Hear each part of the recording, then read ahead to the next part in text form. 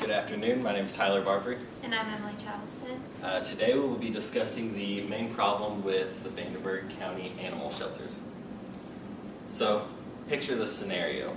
You're on campus, you have your final exams this week, you've been grinding, you've been working hard all week, but you do it, you pull through, you do well in your exams, you go out to the quad on campus, and it's SIGTAL's annual Pet-A-Pup Day here on campus. For these events to occur, such as the Pet-A-Pup Day, there needs to be strong communication between the animal shelters and the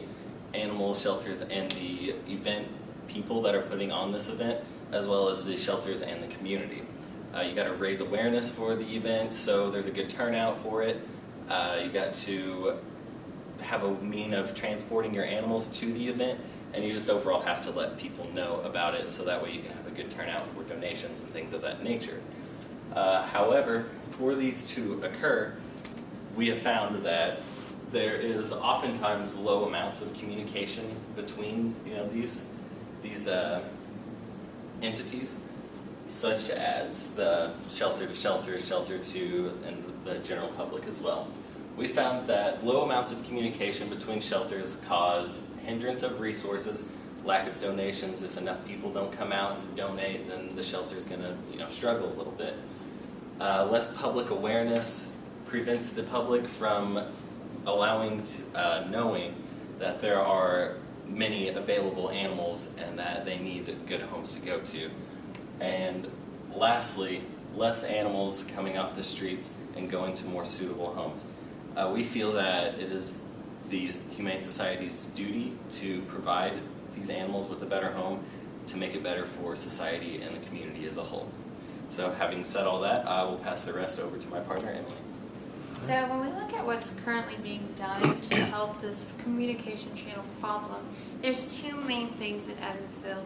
The first one of these being EPA. EPA is the Evansville Partnership for Animal Welfare. They describe themselves as an alliance to advocate for animal welfare through community education. Essentially, it's a collaboration of both public and private animal shelters and rescue groups, along with community members. And so the other main way that they communicate shelter to shelter is direct telephone communication. And this is primarily done only when there is a desperate need to transfer one animal from one shelter to another.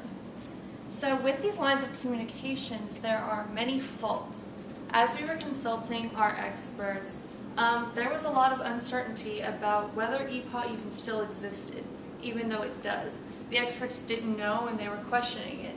For an organization that is advocating for awareness, this awareness and advocation is all for naught if this message isn't being spread and being heard. And as far as faults with line of communication, again, experts express much concern with the lack of communication, and as we're looking at the statistics of the Vanderburgh Humane Society, there were several shelters just in Vanderburgh County alone that the VHS neither transferred in nor transferred any animals out of in all of their history of statistics that we looked over. And this would be understandable if the VHS was full of housing at this time, didn't have room for these animals. But then looking at the statistics from this time, they were transferring in animals from as far away as Chicago, Illinois.